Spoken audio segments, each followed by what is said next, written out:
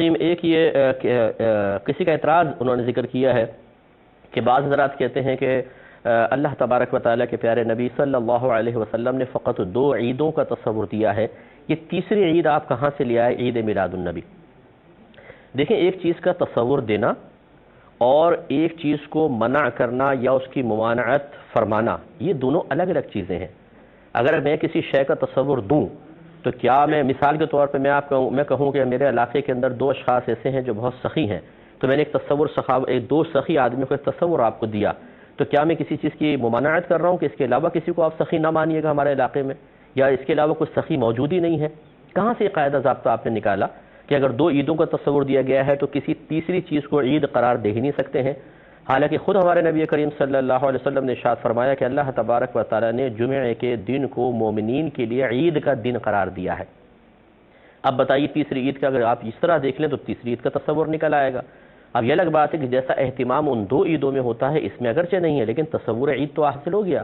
لیکن ضابطہ قاعدہ بس آپ یہ یاد رکھیں کہ تصور کسی شے کا دینا اس کے علاوہ کی نفی نہیں ہوتی ہے، یہ ہمیشہ یاد رکھیں۔ اگر ہے تو پھر اس کا قاعدہ ضابطہ قرآن حدیث سے ثابت کر کے بتائیں، اور جو چیز قرآن و حدیث سے ثابت نہ ہو، قرآن و حدیث وہ ضابطہ نہ دے رہے ہوں، تو اپنے پاس ایک ضابطہ بنا کر اور مسلمانوں پر تانہ زنی کرنا، اس کی بھی شرعی حیثیت کسی سے معلوم کر لیجئے گا کہ اس کے بارے میں اللہ تبارک و تعالیٰ اور اس کے رسول کریم صلی اللہ علیہ وسلم نے کیا بیان فرمایا ہے۔ تو یہ میں نے جب ربیع الاول کے بیانات میں ذکر کر رہا تھا اس کے بارے میں کچھ باتیں، تو اسی طرح کے کافی سارے اعتراض میں نے ذکر کیے تھے۔ ابھی مجھے کسی نے وائس کلپ تھا، ایک وائس ریکارڈنگ تھی کہ ایک صاحب بیان کرتے ہوئے یہی کہہ رہے تھے کہ یہ میلاد النبی کا کیا نبی کریم صلی اللہ علیہ وسلم نے حکم دیا ہے؟ اگر دیا ہے تو بتائیے۔ اب وہ مطالبہ کر رہے ہیں کہ حکم سرکار نے دیا ہے تو بتائیے۔ اگر ان سے جواب میں کہے کہ کیا سرکار نے اس کو منع کیا ہے تو وہ دکھائیے، کیونکہ قرآن میں موجود ہے وَمَا آتَاكُمُ الرَّسُولُ فَخُذُوهُ وَمَا نَهَاكُمْ عَنْهُ فَانْتَهُوا، یہ رسول جس کام کا تمہیں حکم دے اس کو کرو، اور جن چیزوں سے تمہیں روکے ان سے رک جاؤ۔ تو اس کا مطلب یہ ہوا کہ بہت سی چیزیں ایسی ہوں گی صراحتاً سرکار کا حکم ہوگا کہ ان کو کرو، بہت سے امور ایسے ہوں گے جن میں سرکار نے منع فرمایا ہوگا، اور بہت سے ایسے ہوں گے جن میں نہ اجازت نہ ممانعت۔ جس میں اجازت اور ممانعت نہیں ہے پھر اس کے بارے میں ہمیں غور کرنا ہوگا کہ اس کو کس میں لے کر جائیں، کیا اس کو جواز کی طرف لے کے جائیں کہ عدم جواز کی طرف۔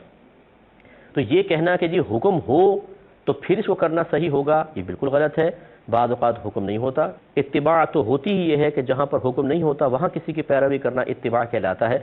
تو خلاصہ کلام یہ ہے کہ اس طرح کی باتیں کر کے لوگوں میں انتشار فتن پیدا کرنا، اور پھر چونکہ سامنے بیٹھی ہوئی عوام الناس ہوتی ہے، اس طرح کی دلیلیں دے کر، کیونکہ سامنے سے کوئی جواب تو دے گا نہیں، پھر اپنے آپ کو یہ سمجھنا کہ میں نے ایسا سوال کر دیا ہے کہ اس کا کوئی جواب ہی نہیں دے سکتا، یہ خوش فہمی سے ہمیں باہر نکلنا چاہیے۔ میرے خیال میں کسی صاحب علم کے سامنے آپ ایسا دعویٰ کر کے بتائیں اور پھر وہ انشاءاللہ آپ کو جواب دے گا۔ تو ہم بہرحال کوئی مناظرے کے لیے تو بیٹھے نہیں ہوئے، لیکن میں گزارش یہی کرتا ہوں کہ اس قسم کی باتیں عوام کے درمیان کر کے ان کو ذہنی انتشار میں مبتلا کر دینا اور غلط چیز کو بیان کرنا بالکل غلط ہے۔ یہ کوئی قاعدہ ضابطہ نہیں ہے کہ اللہ کے نبی نے حکم دیا تو کریں ورنہ نہ کریں۔ کیا جمع قرآن کا نبی کریم نے حکم دیا تھا تو صدیق اکبر نے کیوں کیا؟ کیا جو زکوٰۃ کے منکرین تھے ان کے خلاف جہاد کا سرکار نے حکم دیا تھا؟ نہیں، تو پھر کیوں جہاد کیا گیا؟ کیا نبی کریم صلی اللہ علیہ وسلم نے جمعے کی پہلی اذان کے دینے کا حکم دیا تھا؟ نہیں، تو پھر کیوں دے رہے ہیں؟ کیا نبی کریم صلی اللہ علیہ وسلم نے تراویح باجماعت پڑھنے کا حکم دیا تھا؟ نہیں، تو پھر کیوں پڑھ رہے ہیں؟ تو خلاصہ کلام یہ ہے کہ حکم نہیں، اور بہت سارے دلیلیں ہوتی ہیں کہ اگر حکم نہیں بھی ہے تو بہت سارے دلائل سے کسی چیز کا جواز اور حکم نکالا جا سکتا ہے، اس لیے ادھوری باتیں کر کے عوام کو منتشر نہ کیا جائے، یہ مناسب نہیں ہے۔